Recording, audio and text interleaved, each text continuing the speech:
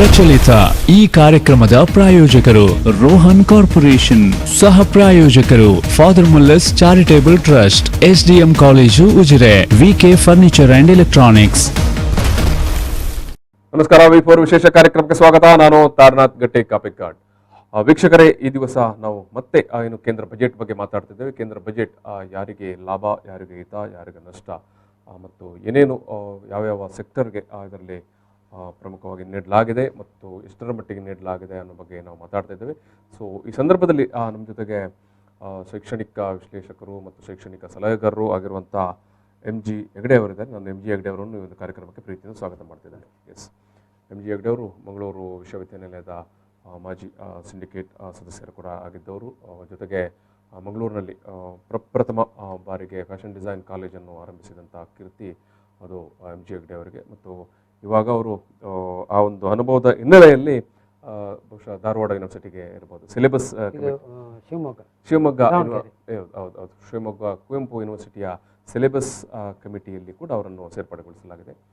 ರಾಜಕೀಯ ಸಾಮಾಜಿಕ ವಿಚಾರದ ಮೇಲೆ ತುಂಬ ಆಳವಾಗಿ ಅಧಿಕೃತ ನೆಲೆಯಲ್ಲಿ ವಿಶ್ಲೇಷಣೆ ಮಾಡುವವರು, ಜೊತೆಗೆ ಶೈಕ್ಷಣಿಕ ವಲಯದಲ್ಲಿ ಕೂಡ ಒಬ್ಬ ಒಳ್ಳೆಯ ಸಲಹೆಗಾರನಾಗಿ ಕನ್ಸಲ್ಟೆಂಟ್ ಸ್ವರೂಪದಲ್ಲಿ ಮತ್ತು ಒಟ್ಟು ಶೈಕ್ಷಣಿಕ ಚಟುವಟಿಕೆಗಳನ್ನು ಕೂಡ ತುಂಬ ಆಳವಾಗಿ ಅಧ್ಯಯನ ಮಾಡಿದವರು ಮತ್ತು ಆ ಹಿನ್ನೆಲೆಯಲ್ಲಿ ಮಾತನಾಡುವವರು.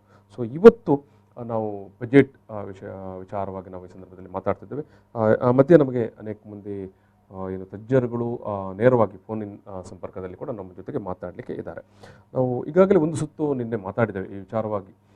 ಒಟ್ಟು ಬಜೆಟ್ನ ಒಂದು ಈ ಬಾರಿಯ ಬಜೆಟ್ನ ಒಂದು ಮೂಲ ಆಶಯ ಅಥವಾ ಚೌಕಟ್ಟು ಅದು ಯಾವ ರೀತಿ ಇದೆ ಮತ್ತು ಏನೇನು ಯಾವ್ಯಾವ ವಲಯಕ್ಕೆ ಕೊಡಲಾಗಿದೆ ಅನ್ನೋ ಬಗ್ಗೆ. ಸೊ ಅದರ ಮುಂದುವರಿದ ಭಾಗವಾಗಿ ನಾವು ಇವತ್ತು ಮತ್ತೆ ಅದೇ ವಿಚಾರವಾಗಿ ಮಾತಾಡ್ತಾ ಇದ್ದೇವೆ. ಸ್ವಲ್ಪ ಇನ್ನಷ್ಟು ಏನು ವಿವರಗಳ ಜೊತೆಗೆ ಎಸ್, ನಾನು ಮೊದಲಾಗಿ ಒಂದು ಒಂದು ಒಂದು ಮಾತನ್ನಲ್ಲಿ ಉಲ್ಲೇಖಿಸಿಕೊಂಡು ಒಟ್ಟು ಈ ಬಾರಿಯ ಬಜೆಟ್ ಬಗ್ಗೆ ಸರ್ಕಾರ, ಕೇಂದ್ರ ಸರ್ಕಾರ ಏನು ತುಂಬ ಖುಷಿಯಿಂದ ಅಥವಾ ತುಂಬ ಹೆಮ್ಮೆಯಿಂದ ಹೇಳಿಕೊಳ್ತಾ ಇದೆ. ಆದರೆ ಇವತ್ತಿನ ನಾವು ಬೆಳವಣಿಗೆಯಲ್ಲಿ ನೋಡೋದಿದ್ದರೆ ಯಾವ ಯಾವ ಪ್ರಮುಖ ಪತ್ರಿಕೆಗಳು ಕೂಡ ತನ್ನ ಸಂಪಾದಕೀಯದಲ್ಲಿ ಎಂ ಜಿ ಹೆಗ್ಡೆ ಅವರೇ ತುಂಬ ಹೊಗಳಿ ಅಥವಾ ತುಂಬ ಸ್ವಾಗತ ಕೋರಿ ಈ ಬಜೆಟ್ ಬಗ್ಗೆ ಸಂಪಾದಕೀಯಗಳನ್ನು ಬರೆದಿಲ್ಲ. ಒಂದು ತೀಕ್ಷ್ಣ ಸ್ವರೂಪದಲ್ಲಿ ಕಮೆಂಟ್ಗಳನ್ನು, ಇದು ಈ ಕೋವಿಡ್ ಉತ್ತರದ ಕಾಲದಲ್ಲಿ, ಕೋವಿಡ್ ಬಳಿಕದ ಕಾಲದಲ್ಲಿ ಮತ್ತು ಕೋವಿಡ್ ಪೂರ್ವವಾಗಿ ಒದಗಿದ್ದಂಥ ಏನು ಆರ್ಥಿಕ ಹಿಂಜರಿತ ಇದೆ ಅಲ್ವಾ, ಅದೇನು ಇವತ್ತಿನ ಸರ್ಕಾರ ಕೋವಿಡ್ ನಂತರದ ಆರ್ಥಿಕ ಹಿಂಜರಿತ ಅಂತ ಹೇಳ್ತಾ ಉಂಟು. ಆದರೆ ಕೋವಿಡ್ ಪೂರ್ವದಲ್ಲೇ ನಾವು ಸುಮಾರು 2016 ನಂತರದಿಂದ ಕಾಲಘಟ್ಟದಿಂದಲೇ ನೋಡ್ತಾ ಇದ್ದೇವೆ. ನಮ್ಮ GDP ಇಳಿಕೆ ಆಗ್ತಾ ಬಂದಿದೆ. ಕೊನೆಗೆ ಅದು ಮೈನಸ್ ತನಕ ಬಂದು ತಲುಪಿತು. ಸೊ ಈ ಹಿನ್ನೆಲೆಯಲ್ಲಿ ಕೂಡ ಇವತ್ತಿನ ಯಾವ ಪತ್ರಿಕೆಗಳು ಕೂಡ ಒಟ್ಟು ಒಂದು ಪೂರ್ಣ ಪ್ರಮಾಣದಲ್ಲಿ ಶಾಬಾಸ್ಗಿರಿಯನ್ನು ಈ ಒಂದು ಬಜೆಟಿಗೆ ಕೊಟ್ಟಿಲ್ಲ. ಇದು ನಾವು ಇವತ್ತು ಗಮನಿಸಬೇಕಾದಂಥ ಒಂದು ವಿಚಾರ. ಎಲ್ಲಿ ತನಕ ಅಂತ ಹೇಳಿದ್ರೆ, ಪ್ರತಿನಿತ್ಯವೂ BJPಯನ್ನೇ ಆಡಿ ಹೊಗಳುವಂಥ ಮೀಡಿಯಾಗಳು ಕೂಡ ಇವತ್ತು ಒಂದು ಪೂರ್ಣ ತೃಪ್ತಿಕರವಾದಂಥ ಅಥವಾ ಏನು 100% ಮಾರ್ಕನ್ನು ಈ ಬಾರಿಯ ಬಜೆಟಿಗೆ ಕೊಟ್ಟಿಲ್ಲ. ಸೊ ಈಗ ನಾನು ನಿಮ್ಮ ಹತ್ರ ಬರುವಾಗ ಮೊದಲಾಗಿ ಕೇಳುವಂಥದ್ದು, ಒಟ್ಟಾರೆಯಾಗಿ ಒಂದು ಈ ಬಾರಿಯ ಬಜೆಟನ್ನು ಒಂದು ಜನಸಾಮಾನ್ಯರ ದೃಷ್ಟಿಕೋನದಿಂದ ಮತ್ತು ಒಬ್ಬ ಎಕ್ಸ್ಪರ್ಟ್ ನೆಲೆಯಲ್ಲಿ ನಿಮಗೆ ಇದು ಎಷ್ಟರ ಮಟ್ಟಿಗೆ ಇದೊಂದು ಖುಷಿ ಕೊಟ್ಟಿದೆ ಅಥವಾ ಎಷ್ಟರ ಮಟ್ಟಿಗೆ ಇದು ನಿಮಗೆ ಒಂದು ಒಳ್ಳೆಯ ಬಜೆಟೋ ಅಥವಾ ಇದರ ಪರಿಣಾಮ ಅಥವಾ ಪ್ರತಿಕೂಲ ಪರಿಣಾಮಗಳನ್ನು ನೀವು ಅಬ್ಸರ್ವ್ ಮಾಡಿದ ರೀತಿ ನೀತಿ ಏನು ಅಂತ ನೋಡಿ. ಇವತ್ತಿನ ಬಜೆಟ್ ಕೊರೋನಾ ಒಂದು ಸಂಕಷ್ಟದ ಕಾಲದನ್ನು ಇಟ್ಟುಕೊಂಡು ಒಂದು ವಿಮರ್ಶೆ ಮಾಡಬೇಕು ಒಂದು ವಾದ. ಕೊರೋನಾ ಬಂದದ್ದು ಮತ್ತು ಅದರ ಆರ್ಥಿಕ ಸಂಕಷ್ಟ ಆದದ್ದು ಈ ವರ್ಷ. ನೀವು 2020 ನೀವು 2020 100% ಅದು ಸರ್ಕಾರ ತಲ್ಲಣಗೊಂಡಿದೆ. ಅದ್ರ ಬಗ್ಗೆ ಮುಲಾಜಿಲ್ಲ, ಜಾಗತಿಕವಾಗಿ ಒಂದು ಬಿದ್ದಂತ ಹೊಡೆತ.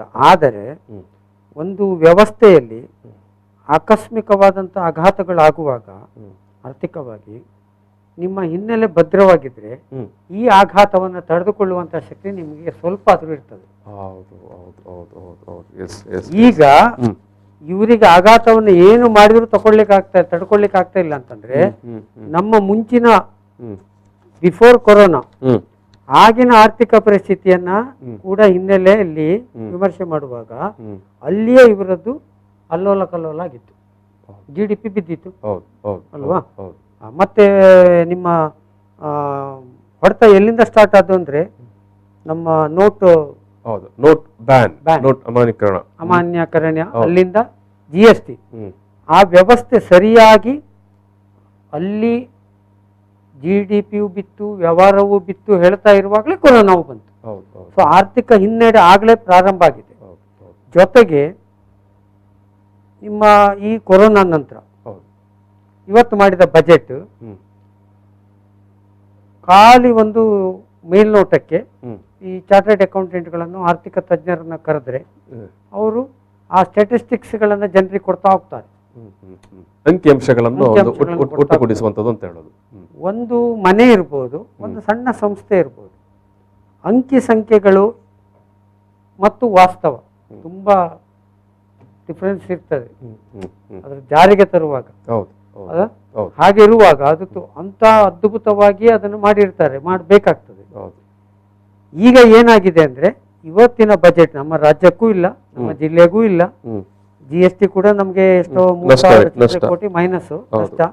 ನಮ್ಮ ರಾಜ್ಯಕ್ಕೆ ಅಂತ ಬಹುದೊಡ್ಡ ಅದು ಅಂದ್ರೆ ಆಲ್ರೆಡಿ ನಡೀತಾ ಇದ್ದಂತ ಪ್ರಾಜೆಕ್ಟ್ ಏನು ಬೆಂಗಳೂರು ಮೆಟ್ರೋ ರೈಲ್ವೆ ಯೋಜನೆಯನ್ನು ಮತ್ತೆ ಮುಂದುವರಿಸಲಿಕ್ಕಾಗಿ 14,788 ಕೋಟಿಯನ್ನು ಕೊಟ್ಟಿದ್ದಾರೆ. ಅದು ಒಂದು ಸ್ಪಷ್ಟವಾಗಿ ನಮ್ಮ ರಾಜ್ಯಕ್ಕೆ ಬೆಂಗಳೂರಿಗೆ ಅಂತ, ಅದು ಕೂಡ ಬೆಂಗಳೂರಿಗೆ ಅಂತ. ಮತ್ತೆ ಅದು ಹೊರತುಪಡಿಸಿದರೆ ಕರ್ನಾಟಕಕ್ಕೆ ಜೊತೆಗೆ ಇಡೀ ಬಜೆಟಿನ ಈ ಪರಿಣಾಮಗಳೇನು ಇವತ್ತು ಅವರು ಸೆಸ್ ಹಾಕಿದ್ದಾರೆ ಪೆಟ್ರೋಲಿಯಂಗೆ, ಪ್ರೊಡಕ್ಟ್ಸ್ಗೆ ಮತ್ತು ಕೆಲವು ನನಗೆ ಆಶ್ಚರ್ಯ ಅದು ದವಸ ಧಾನ್ಯಗಳಿಗೆ ಸೆಸ್ ಹಾಕಿದ್ದಾರೆ. ಈಗ ಅವ್ರು ಹೇಳುದು ಏನಂದ್ರೆ ಅದು ಜನರ ಮೇಲೆ ಹೊರೆ ಬೀಳುವುದಿಲ್ಲ ಅಂತ. ಫೈನ್. ಈ ಹಿಂದೆ ಪೆಟ್ರೋಲಿಯಂ ಇಲಾಖೆಯ ಮೇಲೆ, ಇಲಾಖೆಗೆ ಸಂಬಂಧಪಟ್ಟ ಹಾಗೆ ಹಾಕಿದ ಸೆಸ್ ಅದು ನಿಧಾನವಾಗಿ ಕಂಪನಿಗಳು ಜನರ ತಲೆಗೆ ಹಾಕಿದೆ. ಎರಡನೇದು ಅಂತಿಮವಾಗಿ ಯಾವುದೇ ತೆರಿಗೆ ಅಥವಾ ಡೈರೆಕ್ಟೋ ಇಂಡೈರೆಕ್ಟೋ ಅಥವಾ ನೀವು ಹೇಳುವಾಗ ಸೆಸ್ ಯಾವುದು ಕೂಡ ಮತ್ತೆ ಕೊನೆಗೆ ಅದು ಬರುವಂತದ್ದು. ಆಯ್ತಾ. ಇನ್ನೊಂದು, ನೀವು ಈ ದೇಶದಲ್ಲಿ ಯಾವ್ಯಾವ ಖಾತೆಗೆ ಸೆಸ್ ಅನ್ನ ಹಾಕ್ತಿರೋ ಅದು ಆ ಖಾತೆಗೆ ಹೋಗಿ ಮುಟ್ಟುವುದೇ ಇಲ್ಲ. ಈಗ ಉದಾಹರಣೆಗೆ ಸ್ವಚ್ಛ ಭಾರತ, ಇದಕ್ಕೆ ನೀವು ಸೆಸ್ ಹಾಕ್ತೀರಿ, ಅದರ ಹಣ ಅದಕ್ಕೆ ಖರ್ಚಾಗುದೇ ಇಲ್ಲ. ಎಜುಕೇಶನ್ ಸೆಸ್ ಹಾಕ್ತಾರೆ, ಅದರ ಹಣ ಎಜುಕೇಶನ್ ಇಲಾಖೆಗೆ ಹೋಗಿ ಮುಟ್ಟುವುದೇ ಇಲ್ಲ. ಅರ್ಥ ಆಯ್ತಾ ನಿಮ್ಗೆ? ಸೊ ಇದು ಈಗ ಕೃಷಿಕರಿಗೆ, ಅದು ಕೃಷಿಕರಿಗೆ ಹೋಗಿ ಮುಟ್ಟುವುದಿಲ್ಲ. ಸೊ ಅದು ಉದ್ದೇಶವನ್ನ ಸಂಪೂರ್ಣವಾಗಿ ವಿಫಲಗೊಳಿಸ್ತದೆ. ನಾವು ಇವತ್ತು ಅಗ್ರಿಕಲ್ಚರ್ನವರಿಗೆ ಸೆಸ್, ಇದು ಅಗ್ರಿಕಲ್ಚರ್ ಸೆಸ್ ಹಾಕಿದ್ದಾರೆ, ಅದಷ್ಟು ದುಡ್ಡು ಇನ್ನು ಕೃಷಿಕರ ಕಲ್ಯಾಣಕ್ಕೆ ಹೋಗ್ತದೆ ಅಂತ ನಾವು ಭಾವಿಸಿದ್ರೆ ಅದು ನನ್ನ ಲೆಕ್ಕದಲ್ಲಿ ಅದು ಮೂರ್ಖತನ.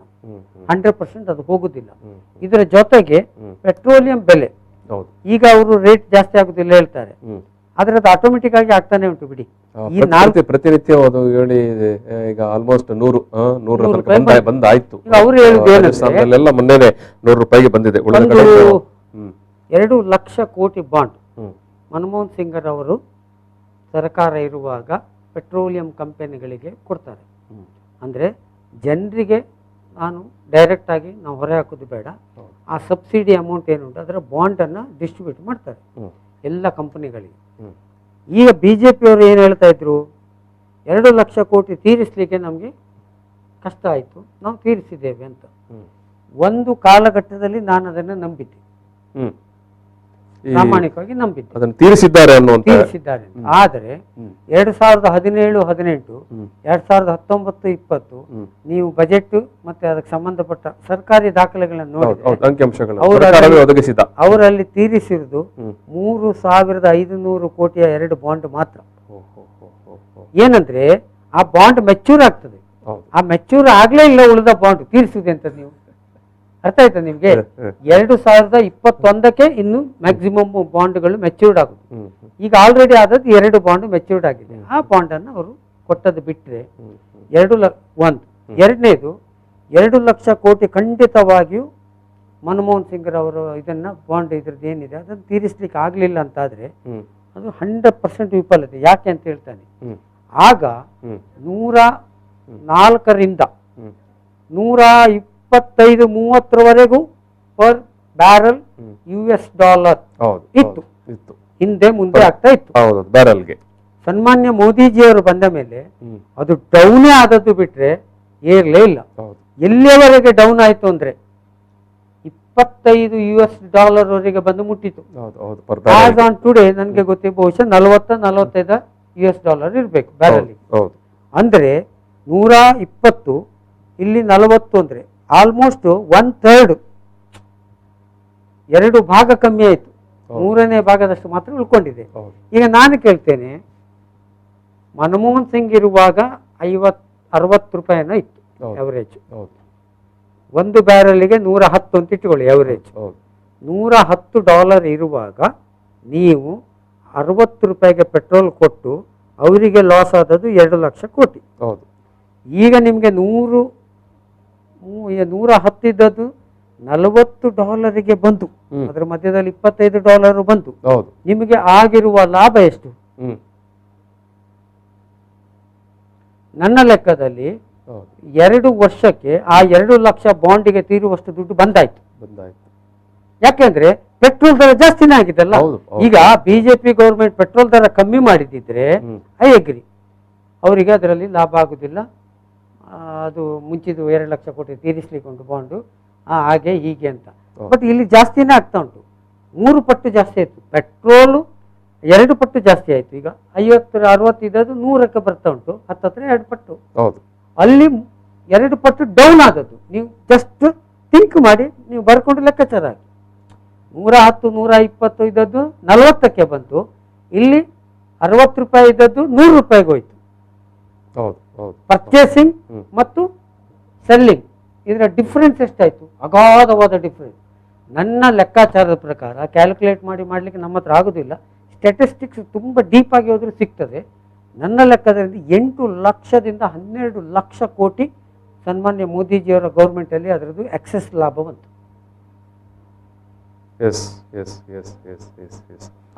ಆದ್ರೆ GST ಹೊಡೆತ ಅವರೇ ಮಾಡಿಕೊಂಡ ತಪ್ಪು, ಆಮೇಲೆ ನೋಟ್ ಬ್ಯಾನ್ ಹೊಡೆತ ಅವರೇ ಮಾಡಿಕೊಂಡದ್ದು, ಅದ್ರ ಮೇಲೆ ಈಗ ಕೊರೋನಾದ ಹೊಡೆತ ಎಲ್ಲ ಸೇರಿ ಅವರಿಗೆ ಒಟ್ಟು ಆರ್ಥಿಕವಾಗಿ ಸಂಪೂರ್ಣವಾಗಿ ನೆಲಕಚ್ಚಿದ್ದು. GDP ಕುಸಿತ ಮೈನಸ್ ದುಡ್ಡಿಲ್ಲ. ಅದನ್ನ GST ವಿಚಾರದಲ್ಲಿ ಕೂಡ GST ಬೇಕು ಅನ್ನೋದು ಹಿಂದಿನ ಮನಮೋಹನ್ ಸಿಂಗ್ ಕೂಡ ಹೇಳಿತ್ತು. ಆದರೆ ಅದನ್ನು ಅನುಷ್ಠಾನ ಮಾಡುವ ಸಂದರ್ಭದಲ್ಲಿ ಸಾಕಷ್ಟು ಪ್ರಿಪರೇಷನ್ಗಳನ್ನು ಮಾಡಬೇಕಾಗಿತ್ತು, ಸಾಕಷ್ಟು ಸಿದ್ಧತೆಗಳನ್ನು ಮಾಡಿ ಎಲ್ಲಾ ಉದ್ಯಮ ವಲಯದ ಜೊತೆಗೆ ಮಾತುಕತೆ ನಡೆಸಿ. ಯಾಕಂತ ಹೇಳಿದ್ರೆ ಇವತ್ತು ಕೂಡ ಅದನ್ನು ಹೇಳುವಂತದ್ದು ಅದರ ಅನುಷ್ಠಾನದಲ್ಲಿ ತಪ್ಪಾಗಿದೆ, ಜಾರಿ ಮಾಡುವ ವಿಚಾರ. ಎಕ್ಸ್ಪರ್ಟ್ ಕಮಿಟಿ ಅವರು ಹೋಗಿ ರಿಪೋರ್ಟ್ ಕೊಡ್ತಾರೆ. ಇದರೊಳಗೆ 70% ಪಾಸ್ ಮಾರ್ಕ್, 30% ಗೊಂದಲ ಉಂಟು. ಎಮರ್ಜೆನ್ಸಿ ಮಾಡೋದು ಬೇಡ, ಅರ್ಜೆಂಟ್ ಆಗಿ ಮಾಡೋದು ಬೇಡ. ಆಗ ಒಬ್ರು ಯಾರು ಹೇಳ್ತಾರೆ, ಇಲ್ಲ ಆ 70% ಏನು ಗುಣಾತ್ಮಕ ಅಂಶಗಳುಂಟು, ಅದು 30% ನಕಾರಾತ್ಮಕ ಅಂಶಗಳನ್ನು ಹೊಡೆದುಕೊಂಡು ಹೋಗ್ತದೆ, ಸೊ ನಾವು ಜಾರಿ ಮಾಡುವ ಅಂತ. ಅದೇನಾಯ್ತು ಕೇಳಿದ್ರೆ 30% ನಕಾರಾತ್ಮಕ ಅಂಶಗಳು 70% ಅನ್ನು ಗುಡಿಸ್ಕೊಂಡು ಹೋಯ್ತು. ಟೋಟಲ್ ನಕಾರಾತ್ಮಕವೇ ಹಾಗೆ ಅಲ್ಲ, ಗಡಿಬಿಡಿ ಮಾಡಿದ್ವಿ. ಅಂದ್ರೆ ಏನೋ ಒಂದು ಹರಿಬರಿಯಲ್ಲಿ ನಾವು ಮಾಡಬೇಕು ಹೇಳುವ ಉತ್ಸಾಹ ಕ್ರಾಂತಿ ಮಾಡಿದೆವು ಅಂತ. ಅದು ಇನ್ನು ಇವತ್ತು ನಿಮ್ಗೆ ಈಗ ಅದೇ ನಾವೀಗ ಬಜೆಟ್ನ ಏನು ಅಂತಕ್ಕೆ ಬರುವ ಸಂದರ್ಭದಲ್ಲಿ ನೀವು ಹೇಳುವಂತದ್ದಾಗಿದ್ರೆ ಎಲ್ಲ ಹೊಡೆತಗಳು ಇದು ಜಾಸ್ತಿ ಆಗ್ತದೆ, ರೇಟು ಪೆಟ್ರೋಲಿಯಮು ಜಾಸ್ತಿ ಆಗ್ತದೆ, ಮತ್ತೆ ದವಸ ಧಾನ್ಯಗಳದ್ದು ಜಾಸ್ತಿ ಆಗ್ತದೆ. ನೋಡಿ, ದವಸ ಧಾನ್ಯಗಳ ವಿಷಯದಲ್ಲಿ ನೀವು ಸೆಸ್ ಹಾಕಿದ್ದೀರಿ. ಯಾರಿಗೆ ಸೆಸ್ ಹಾಕುದು? ನೀವು ಕೃಷಿಕರಿಗಲ್ಲ. ಹೌದೌದು. ಹಾಗಿದ್ರೆ ನೀವು ದವಸ ಧಾನ್ಯದ ರೇಟ್ ಹೇಗೆ ಜಾಸ್ತಿ ಆಗ್ತದೆ? ಜನರಿಗೆ ಆಗ್ತದಾ? ಆಗುದಿಲ್ಲ. ಇಲ್ಲ. ಆದರೆ ಆ ಸೆಸ್ ಅನ್ನು ನೀವು ಯಾರಿಗೆ ಹಾಕಿದಿರಿ? ಅವ ತಿರುಗಿಸಿ ಅದನ್ನ ಎಲ್ಲಿಂದ ವಸೂಲಿ ಮಾಡುದು?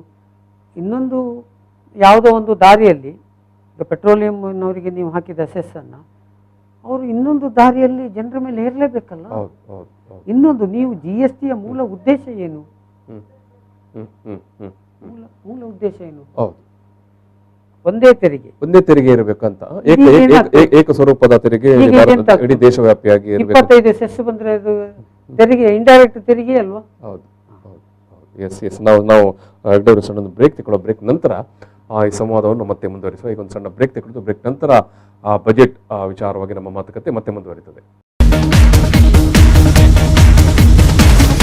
ಪ್ರಚಲಿತ ಈ ಕಾರ್ಯಕ್ರಮದ ಪ್ರಾಯೋಜಕರು ರೋಹನ್ ಕಾರ್ಪೊರೇಷನ್, ಸಹ ಪ್ರಾಯೋಜಕರು father Muller's charitable trust, SDM college Ujire, VK furniture and electronics. Yes, ಈ ಬಾರಿಯ ಕೇಂದ್ರ ಬಜೆಟ್ ಅದು ಯಾರ ಚಿತ್ತ ಮತ್ತೆ ಯಾರ ಕಡೆಗೆ ಮತ್ತೆ ಯಾರು ಯಾವ್ಯಾವ ಕ್ಷೇತ್ರಕ್ಕೆ ಯಾವ್ಯಾವ ರೀತಿಯ ಅನುದಾನಗಳಿದ್ದಾವೆ ಈ ಬಗ್ಗೆ ನಾವು ಮಾತಾಡ್ತಾ ಇದ್ದೇವೆ. ಈ ಸಂದರ್ಭದಲ್ಲಿ ನಮ್ಮ ಜೊತೆಗೆ ಶೈಕ್ಷಣಿಕ ಸಲಹೆಗಾರರಾಗಿರುವಂಥ MG ಹೆಗಡೆ ಅವರಿದ್ದಾರೆ. ನಾವು ಈಗಾಗಲೇ ಮಾತನಾಡುವ ಸಂದರ್ಭದಲ್ಲಿ ಈ ಒಂದು ಒಟ್ಟು ಬಜೆಟ್ನ ಬಗ್ಗೆ ಅಥವಾ ಬಜೆಟ್ನ ಬಗ್ಗೆ ಮೂಡಿರುವಂಥ ಅಭಿಪ್ರಾಯಗಳ ಬಗ್ಗೆ ನಾವು ಮಾತಾಡಿದೆವು ಆರಂಭದಲ್ಲೇ. ಏನು ತೀರಾ ಒಂದು ಒಳ್ಳೆಯ ಅಥವಾ ತೀರಾ ಒಂದು ಅಪ್ರಿಷಿಯೇಟ್ ಮಾಡುವಂಥ ಅಭಿಪ್ರಾಯಗಳು ಈ ಬಾರಿ ರೂಪುಗೊಂಡಿಲ್ಲ. ಈ ಒಂದು ಸರ್ಕಾರ ಇದನ್ನು ತುಂಬ ಒಳ್ಳೆಯ ಬಜೆಟ್ ಅಂತ ಹೇಳಿಕೊಂಡ್ರೂ ಕೂಡ ಯಾವುದೇ ಮೇನ್ ಸ್ಟ್ರೀಮ್ ಮಾಧ್ಯಮಗಳು ಇದನ್ನು ಅಷ್ಟರ ಮಟ್ಟಿಗೆ ಇದನ್ನು, ಯಾಕಂತ ಹೇಳಿದ್ರೆ ಈ ತನಕ ಸರ್ಕಾರವನ್ನು ಹೊಗಳಿ ಅಟ್ಟಕ್ಕೆ ಏರಿಸ್ತಾ ಇದ್ದಂಥ ಮಾಧ್ಯಮಗಳು ಸ್ವಲ್ಪ ವ್ಯತ್ಯಾಸ ಮಾಡಿದ್ದಾರೆ. ಹೌದೌದು, ಬರೆದಿರುವಂಥ ಸಂಪಾದಕೀಯ ಅಥವಾ ವಿಶ್ಲೇಷಣೆಗಳಲ್ಲಿ ಕೂಡ ಈ ಬಜೆಟ್ ಬಗ್ಗೆ ಒಂದಷ್ಟು ತಕರಾರುಗಳು ಅಥವಾ ಒಂದಷ್ಟು ಅಭಿಪ್ರಾಯ ಭೇದಗಳನ್ನು ಮಂಡಿಸಿದ್ದಾರೆ. ಬಹುತೇಕ ನಾವು ಮಾಧ್ಯಮಗಳನ್ನು ಇವತ್ತು ವಿಶ್ಲೇಷಣೆ ಮಾಡಿ ನೋಡಿದಾಗ ನಿರೀಕ್ಷಿತ ಮಟ್ಟದಲ್ಲಿ ಈ ಬಜೆಟ್ ಜನಪರವಾಗಿಲ್ಲ ಅಥವಾ ಒಟ್ಟು ಆರ್ಥಿಕ ಕುಸಿತ ಅಥವಾ ಆರ್ಥಿಕ ಹಿಂಜರಿತ ಅಂತ ಏನಿದೆ ಅದನ್ನು ಮೇಲೆತ್ತುವ ನಿಟ್ಟಿನಲ್ಲಿ ಅದು ತುಂಬ ಮಟ್ಟಿಗೆ ಪರಿಣಾಮಕಾರಿಯಾಗಿ ತೋರ್ತಾ ಇಲ್ಲ.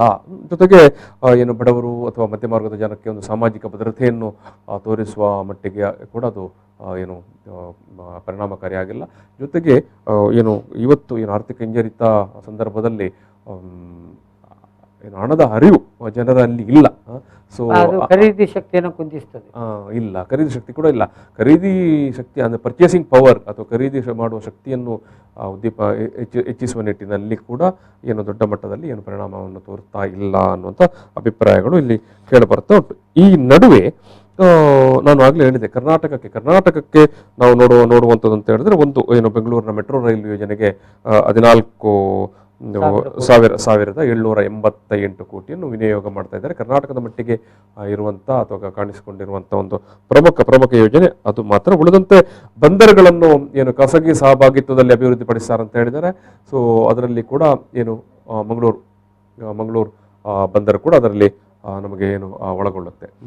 ಸೊ ಇದಲ್ಲದೆ ನಾನು ಇನ್ನೊಂದು ವಿಚಾರ ಗಮನ ಸೆಳೆಯುವಂಥದ್ದು.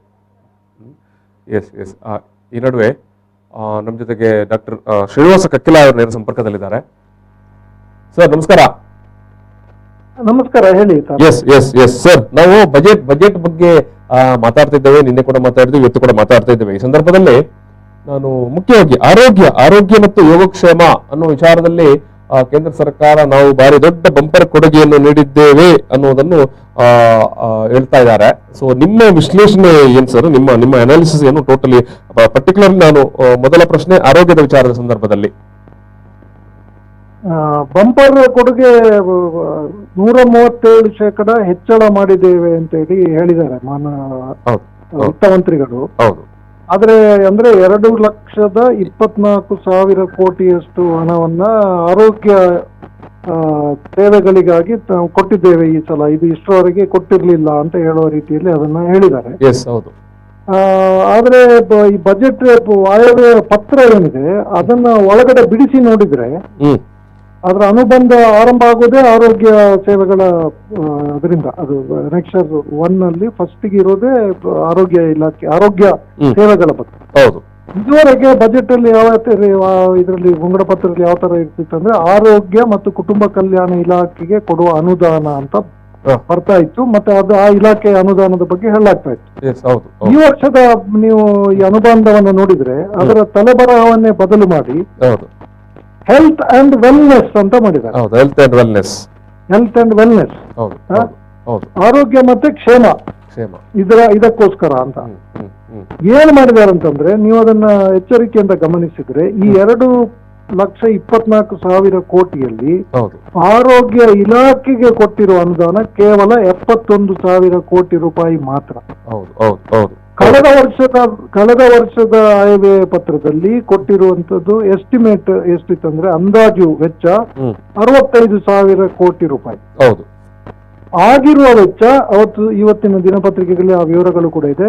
ಆಗಿರುವ ವೆಚ್ಚ ಕಳೆದ ವರ್ಷ 74,000 ಕೋಟಿ. ಅದು ಪ್ರತಿ ವರ್ಷ ನಾವು ಆಯವ್ಯಯ ಪತ್ರದಲ್ಲಿ ಏನನ್ನ ಇದು ಮಾಡಿರ್ತಾರೆ, ಅಂದಾಜು ಹಾಕಿರ್ತಾರೆ, ಅದಕ್ಕಿಂತ ಪ್ರತಿ ವರ್ಷ 5,000-6,000 ಕೋಟಿ ಹೆಚ್ಚು ಆಗೇ ಆಗ್ತದೆ. ಸೊ 74,000 ಕೋಟಿ ಖರ್ಚಾಗಿರುವಲ್ಲಿ ಈ ವರ್ಷ 71,000 ಕೋಟಿಯಷ್ಟೇ ಒದಗಿಸಲಾಗಿದೆ. ನೀವು ಖರ್ಚನ್ನು ಬಿಟ್ಟರು ಕೂಡ ಕಳೆದ ವರ್ಷ ಆಯವ್ಯಯ ಪತ್ರದಲ್ಲಿ ತೋರಿಸಿದ 65,000 ಕೋಟಿಯನ್ನು ಅಷ್ಟೇ ಪರಿಗಣಿಸಿದ್ರು ಕೂಡ ಅದಕ್ಕಿಂತ ಕೇವಲ 6,000 ಕೋಟಿ ಅಷ್ಟೇ ಹೆಚ್ಚಳ ಮಾಡಲಾಗಿದೆ. ಈ 6,000 ಕೋಟಿ ಪ್ರತಿ ವರ್ಷ ಹೆಚ್ಚಳ, ಹಣದುಬ್ಬರ ಇತ್ಯಾದಿಗಳನ್ನೆಲ್ಲ ಪರಿಗಣಿಸಿ ಪ್ರತಿ ವರ್ಷ 5,000 ಕೋಟಿ ಹೆಚ್ಚಳ ಮಾಡಬೇಕಾಗ್ತದೆ. ಅದರಲ್ಲಿ ಹೇಳಿಕೊಳ್ಳುವಂತದ್ದು ಏನೂ ಇಲ್ಲ. ಆದ್ರಿಂದ ಈ ಬಜೆಟ್ ಅನ್ನ ಕೂಲಂಕಷವಾಗಿ ಗಮನಿಸಿದ್ರೆ ಈಗ ಆ ನಡುವೆ ನೀವು ಹೇಳಿದಾಗೆ 73,000 ಕೋಟಿ, ಅದರಲ್ಲಿ 1,000 ಕೋಟಿ, ಅದರಲ್ಲಿ ಪುನಃ 35,000 ಕೋಟಿ. ಅದು ಬೇರೆ, ಅದು ಹೇಳ್ತೀನಿ ನಾನು, ಇಲ್ಲ ಅದು ಬೇರೆ ಇದೆ. ಸೊ ಇದು ಅಂದ್ರೆ ಒಟ್ಟಾರೆಯಾಗಿ ಏನ್ ಹೇಳ್ತಾ ಇದ್ದೇನೆ ಅಂದ್ರೆ, ಆರೋಗ್ಯ ಇಲಾಖೆಗೆ ಕೊಟ್ಟಿರುವಂತ ಅನುದಾನದಲ್ಲಿ ಕಳೆದ ವರ್ಷ ಖರ್ಚು ಮಾಡಿದ್ದಕ್ಕಿಂತ 3,000 ಕೋಟಿ ಕಡಿಮೆ ಕೊಟ್ಟಿದ್ದಾರೆ ಹೊರತು ಹೆಚ್ಚು ಕೊಟ್ಟಿಲ್ಲ. ಆದ್ರಿಂದ ಈ ಏನು ಬಹಳಷ್ಟು ನಾವು 137% ಹೆಚ್ಚು ಕೊಟ್ಟಿದ್ದೇವೆ ಅಂತ ಹೇಳುವಂತದ್ದು ಇದು ಬಹಳ ಪ್ರಾಮಾಣಿಕವಾದ ಹೇಳಿಕೆ ಅಲ್ಲ ಅಂತ ಹೇಳುದು ಮೇಲ್ನೋಟಕ್ಕೆ ನಮಗೆ ಕಂಡು ಬರ್ತದೆ. ಎರಡನೇದಾಗಿ 35,000 ಕೋಟಿ ರೂಪಾಯಿಯನ್ನ ಲಸಿಕೆಗಳಿಗಾಗಿ ಬದಿಗಿರಿಸಲಾಗಿದೆ. ಅದ್ರ ಅಗತ್ಯ ಬಂದಾಗ ಕೊಡು ಬಂದೆವು ಅಂತ ಹೇಳಿ ಸರ್ಕಾರ ಹೇಳಿದೆ. ಇದರಲ್ಲಿ ವಿಷಯ ಏನಂತಂದ್ರೆ, ಈಗಾಗಲೇ ಲಸಿಕೆ ಅಭಿಯಾನ ನಾವು ನೋಡಿದ್ದೇವೆ. ಮೊದಲನೇ ಹಂತದ ಲಸಿಕೆ ಆರೋಗ್ಯ ಕರ್ಮಿಗಳಿಗೆ ಕೊಟ್ಟಿರುವಂತದ್ದು, ವೈದ್ಯರು ಮತ್ತಿತರ ಮುಂಚೂಣಿ ಕೊರೋನಾ ಯೋಧರಿಗೆ ಏನು ಕೊಟ್ಟಿದ್ದಾರೆ ಅವರಲ್ಲಿ 150 ಜನ ಕೊರೋನಾ ಲಸಿಕೆಯನ್ನು ಪಡೆದುಕೊಂಡಿಲ್ಲ.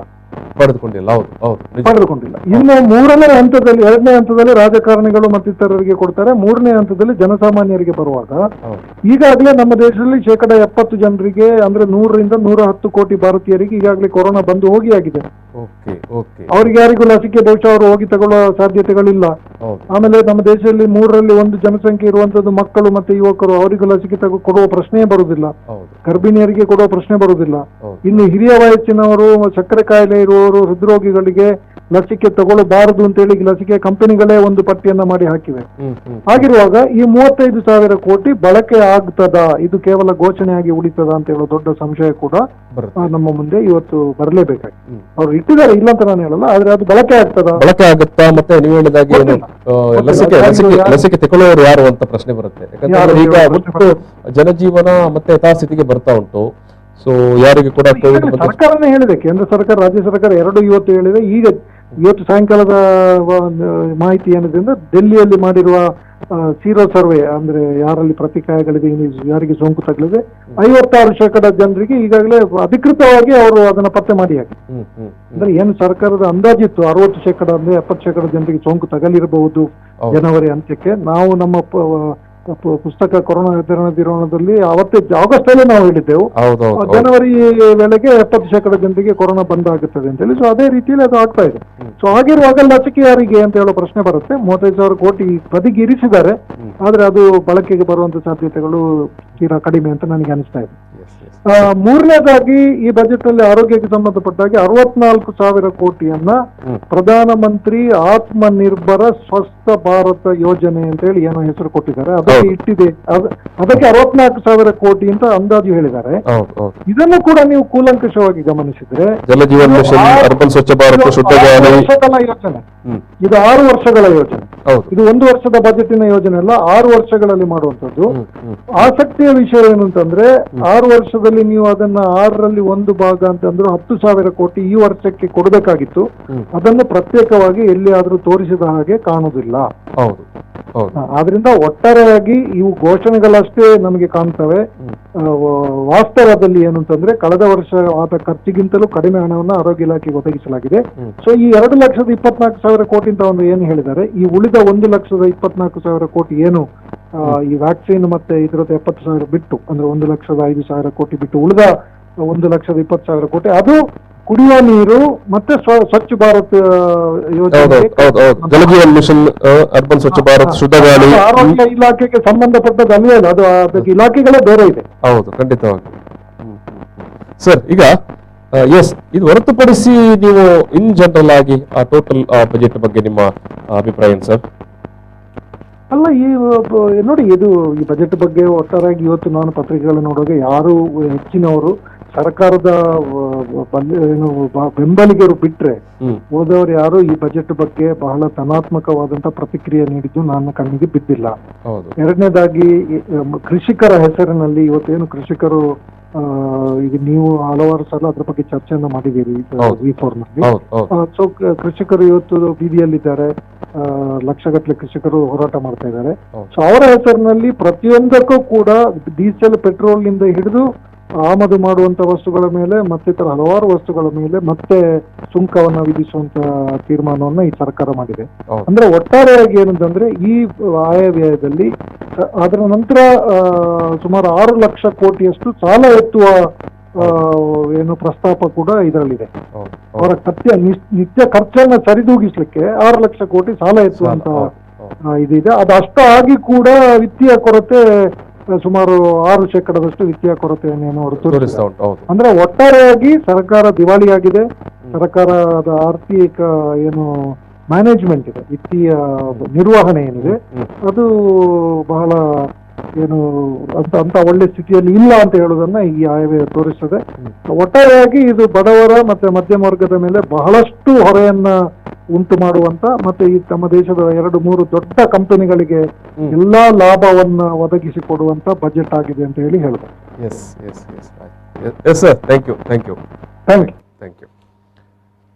ಎಸ್, ಇದು ವೈದ್ಯರಾಗಿರುವಂಥ ಡಾಕ್ಟರ್ ಶ್ರೀನಿವಾಸ ಕಕ್ಕೆಲ್ಲಾಯ್ ಅವರ ಅಭಿಪ್ರಾಯ. ಕಕ್ಕೆಲ್ಲಾಯ್ ಅವರು ಒಂದು ಜನಪರ ಕಾಳಜಿಯ ವೈದ್ಯರು.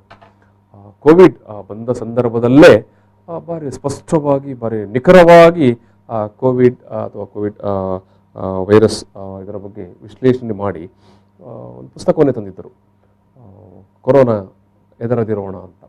ಅಂದರೆ ಜನರಿಗೆ ಮಾಹಿತಿ ಕೊಡುವಂಥದ್ದು. ಯಾಕಂತ ಹೇಳಿದ್ರೆ ನೀವೆಲ್ಲ ನೋಡಿರ್ತೇವೆ, ಆ ಒಂದು ಲಾಕ್ಡೌನ್ ಘೋಷಣೆ ಆದ ಸಂದರ್ಭದಲ್ಲಿ ಮತ್ತು ಅದರ ಆಸುಪಾಸಿನ ದಿನಗಳಲ್ಲಿ ಕೊರೋನಾ ಅಂತ ಹೇಳಿದ್ರೆ ನಮ್ಮ ಬಹುತೇಕ ರಾಜ್ಯದ ಅಥವಾ ರಾಷ್ಟ್ರೀಯ TV ಮಾಧ್ಯಮಗಳು ಜನರನ್ನು ಹೆದರಿಸಿ ಭಯಭೀತಿ ಹುಟ್ಟಾಕಿತ್ತು.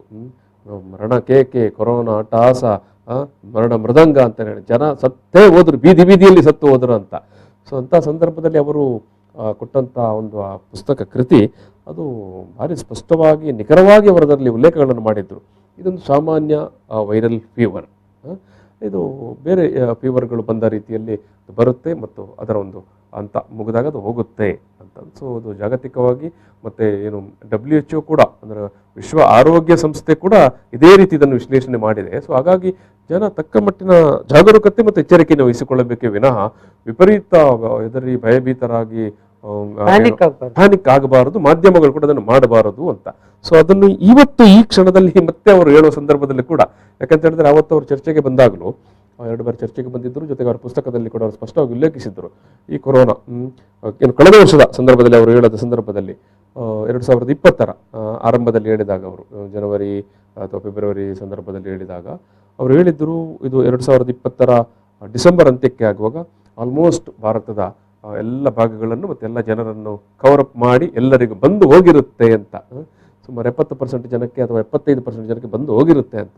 ಈಗ ಇವತ್ತು ಅವರು ಹೇಳುವಂಥದ್ದನ್ನೇ, ಇವತ್ತು ಸರ್ಕಾರದ ಅಧಿಕೃತ ಮಾಹಿತಿಗಳು ಕೂಡ, ಕೇಂದ್ರ ಸರ್ಕಾರದ ಅಧಿಕೃತ ಮಾಹಿತಿಗಳು ಕೂಡ ಹೇಳಿದೆ 56% ಜನಕ್ಕೆ ಅದು ಬಂದು ಹೋಗಿ ಆಯ್ತು ಅಂತ. ಸೊ ಅಂತ ಸಂದರ್ಭದಲ್ಲಿ ನಾವು ನೋಡಬೇಕಾದದ್ದು ಬಜೆಟ್ನಲ್ಲಿ 35,000 ಕೋಟಿಯನ್ನು ಲಸಿಕೆಗಾಗಿ, ಕೋವಿಡ್ ಲಸಿಕೆಗಾಗಿ ಇಟ್ಟಿದ್ದಾರೆ ಅಂತ ಹೇಳಿದ್ರೆ, ಈಗ ಲಸಿಕೆಯನ್ನು ಪಡೆಯುವವರು ಯಾರು, ಕೊಡುವವರು ಯಾರು, ವಿನಿಯೋಗ ಆಗುವಂಥದ್ದು ಏನು ಎತ್ತ ಅಂತ. ಸೊ ಹಾಗಾಗಿ ಬಜೆಟ್ ಬಗ್ಗೆ ಯಾಕಂತ ಹೇಳಿದ್ರೆ ನೀವೇ ಹೇಳಿದಾಗೆ ಮತ್ತೆ ಅವಾಗ ನಾವು ಮಾತಾಡಿದಾಗೆ ಕೂಡ ಏನು ಒಂದು ತೀರಾ ಒಂದು ಒಳ್ಳೆಯ ಅಥವಾ ಒಂದು 100% ಮಾರ್ಕ್ಸ್ ಕೊಡುವಂಥ ಅಭಿಪ್ರಾಯಗಳು ಕೇಳಿ ಬರ್ತಾ ಇಲ್ಲ. ಎಸ್, ನಾವು ಇನ್ನೊಂದು ಸಣ್ಣ ಬ್ರೇಕ್ ತಗೊಳ್ತೇವೆ. ಬ್ರೇಕ್ ನಂತರ ನಾನು MJ ಅವರೇ ಒಂದಷ್ಟು ವಿಚಾರಗಳನ್ನು ಮಾತಾಡಲಿಕ್ಕಿದೆ. ಮಧ್ಯ ನಮ್ಮ ಹತ್ರ ಒಂದಿಬ್ಬರು ಮಾತುಕತೆ ಅಥವಾ ಮಾತನಾಡಿ ನಮ್ಮ ಜೊತೆಗೆ ಸಂದೇಶವನ್ನು ಕೂಡ ಕಳಿಸಿದ್ದಾರೆ, ಅದನ್ನು ಕೂಡ ನಾವು ಪ್ಲೇ ಮಾಡ್ತೇವೆ. ಈಗ ಒಂದು ಸಣ್ಣ ಬ್ರೇಕ್. ಪ್ರಚಲಿತ ಈ ಕಾರ್ಯಕ್ರಮದ ಪ್ರಾಯೋಜಕರು ರೋಹನ್ ಕಾರ್ಪೊರೇಷನ್, ಸಹ ಪ್ರಾಯೋಜಕರು father Muller's charitable trust, SDM college Ujire, VK furniture and electronics. Yes, ಕೇಂದ್ರ ಬಜೆಟ್ ಯಾರಿಗೆ ಹೆಚ್ಚು ಪಾಲು ಅಥವಾ ಯಾರಿಗೆ ಪ್ರಯೋಜನ ಅಥವಾ ಯಾರಿಗೆ ನಷ್ಟ, ಈ ವಿಚಾರವಾಗಿ ನಾವು ಮಾತಾಡ್ತಿದ್ದೇವೆ. ಈ ಸಂದರ್ಭದಲ್ಲಿ ನಮ್ಮ ಜೊತೆಗೆ ಶೈಕ್ಷಣಿಕ ಸಲಹೆಗಾರರಾಗಿರುವಂಥ MG ಹೆಗ್ಡೆ ಅವರು ಮಾತಾಡ್ತಾ ಇದ್ದಾರೆ. ಸೊ ಈಗಾಗಲೇ ನಾವು ಒಂದು ಸುತ್ತಿನಲ್ಲಿ ಈ ಒಂದು ಬಜೆಟ್ನ ಒಟ್ಟಾರೆ ಅಭಿಪ್ರಾಯ ಯಾವ ರೀತಿ ಇದೆ ಮತ್ತು ಇವತ್ತಿನ ಮಾಧ್ಯಮಗಳ ವಿಶ್ಲೇಷಣೆ ಯಾವ ರೀತಿ ಇದೆ ಅನ್ನೋದನ್ನು ನೋಡ್ಕೊಂಡು ಬಂದೆವು. ಎಲ್ಲೂ ಕೂಡ ಬಾರಿ 100% ಅಥವಾ 100 ಮಾರ್ಕ್ಸನ್ನು ಯಾವ ಮಾಧ್ಯಮಗಳು ಕೂಡ ಈ ಬಾರಿ ಈ ಒಂದು ಕೇಂದ್ರ ಬಜೆಟ್ಗೆ ಕೊಡ್ತಾ ಇಲ್ಲ. ಇಷ್ಟು ತನಕ ಕೇಂದ್ರ ಸರ್ಕಾರ ಅಥವಾ BJPಯನ್ನು ಬಾರಿ ಆಡಿ ಹೊಗಳ್ತಾ ಇದ್ದಂಥ ಮಾಧ್ಯಮಗಳು ಕೂಡ ಇವತ್ತು ತನ್ನ ಸಂಪಾದಕೀಯಗಳಲ್ಲಿ ಅಥವಾ ಮೇನ್ ಪ್ರಮುಖ ಸುದ್ದಿಗಳಲ್ಲಿ ಇವತ್ತಿನ ಬಜೆಟ್ನ ಬಗ್ಗೆ ಒಂದಷ್ಟು ಭಿನ್ನಾಭಿಪ್ರಾಯದ ಧ್ವನಿಯಲ್ಲಿ, ಅಂದರೆ ಅದು ತೀರಾ ಜನಪರವಾದ ಅಥವಾ ಒಂದು ಒಟ್ಟು ಆರ್ಥಿಕ ಪುನಶ್ಚೇತನ ಕೊಡುವ ಸ್ವರೂಪದಲ್ಲಿ ಇಲ್ಲ ಅನ್ನುವಂಥ ಅಭಿಪ್ರಾಯಗಳನ್ನು ಎತ್ತಿವೆ. ಸೊ ಈ ವಿಚಾರವಾಗಿ ನಾವು ಕೂಡ ಮಾತಾಡಿದೆವು ಹೆಗ್ಡೆ ಅವರ ಜೊತೆಗೆ. ನಾವು ಡಾಕ್ಟರ್ ಕಕ್ಕಿಲಾಯ್ ಅವರು ಕೂಡ ಒಟ್ಟು ಆರೋಗ್ಯ ಕ್ಷೇತ್ರದ ಬಗ್ಗೆ ಇಲ್ಲಿ 2.23 ಲಕ್ಷ ಕೋಟಿಗಳ ವಿನಿಯೋಗ ಅಂತ ಹೇಳಿದ್ದಾರೆ. ಇದರ ವಾಸ್ತವವನ್ನು ಕೂಡ ಅಲ್ಲಿ ಅವರು ತೋರಿಸಿದ್ರು. ಆಕ್ಚುಲಿ ಅದು ಆರೋಗ್ಯ ಇಲಾಖೆಗೆ ಎಷ್ಟು, ಉಳಿದ ಬೇರೆ ಬೇರೆ ಇಲಾಖೆಗಳಿಗೆ ಎಷ್ಟು ಅನ್ನೋದನ್ನು ಕೂಡ ಇಲ್ಲಿ ಹೇಳಿದ್ದಾರೆ. ಸೊ ನಾವು ಈ ನಡುವೆ ಒಂದೆರಡು ಮಂದಿ ನಮ್ಮ ಜೊತೆಗೆ ಅಭಿಪ್ರಾಯ ಹಂಚಿಕೊಂಡವರಿದ್ದಾರೆ. ಮುಖ್ಯವಾಗಿ ಚಾರ್ಟೆಡ್ ಅಕೌಂಟೆಂಟ್ ಆಗಿರುವಂಥ ಸೌಮ್ಯ ರಾಮಕುಮಾರ್ ಅವರು ಮಾತನಾಡಿದ್ದಾರೆ. ನಾವು ಅದನ್ನು ನೋಡಿಕೊಂಡು ಬಂದು ಆನಂತರ ನಾವು ಒಂದೆರಡು ಮೂರು ವಿಚಾರಗಳನ್ನು ನಾವು ನಿಮ್ಮ ಜೊತೆಗೆ ಇಲ್ಲಿ ಮಾತನಾಡುವ. Good morning. Our Honorable Finance Minister Mrs. Nirmala Sitharaman has proposed the budget for the nation yesterday. As a chartered accountant who's been in the industry for more than 15 years, this is my take on the facets of the budget. This budget is the voice of every Indian. It is about an Atmanirbhar Bharat that is self-sufficient and confident in its skills and the production that we make as a country. So the main areas of focus of this budget are nation first, doubling the farmers' income, a very strong infrastructural facility for everyone, every business, a very healthy India in the wake of a pandemic like COVID. This is a very vital point in the budget, rightly plugged in. Good governance at all levels of the government, opportunities for the youth, especially the rural youth, education for all, for the upliftment of the standard of living of every person in the nation, women empowerment, but naturally this is a point, right? And an inclusive development where everybody feels that they are growing, they are being nurtured, they are being supported by the government, and their development is occurring in the country. And this is rightly backed up by the promotions awarded to the startups by incentivizing the incorporation of one-person companies, which will be allowed to grow without any kind of restrictions and convert into any other company of any type, private limited or a limited company, a partnership, at any time period that they would like to convert themselves according to their growth graph, and reducing the residency limit for an Indian citizen to set up an OPC so that we have free fund inflow for setting up these startups in our country. And also allowing non-resident Indians to incorporate OCPs in India so that we really have the repatriated funds available for the growth of the right kind of industries and in the right moment in time. And as for income tax is concerned, the slabs are unchanged. They are the same slabs. However, senior citizens above the age of 75, they have proposed that they need not file their income tax returns if the income arises only from interest and pension, which is a right move. And there are also certain changes which have been made in the affordable housing scheme, where if the stamp duty value of the house is under 45 lakhs, then a resident Indian who is opted for the house, who is a first time house owner, is granted a 1.5 lakh additional interest deduction incentive and the tax holiday. Namaste, ನನ್ನ ಹೆಸರು ಜಯಲಕ್ಷ್ಮಿ ಬಾಯ್, an associate member with Smriti Sadhana, also a brand ambassador of CC Daily. ಇವತ್ತು ನಮ್ಮ finance minister Nirmala Sethuraman ಅವರು 2021 and 22 union ಬಜೆಟ್ನ announce ಮಾಡಿದ್ದಾರೆ.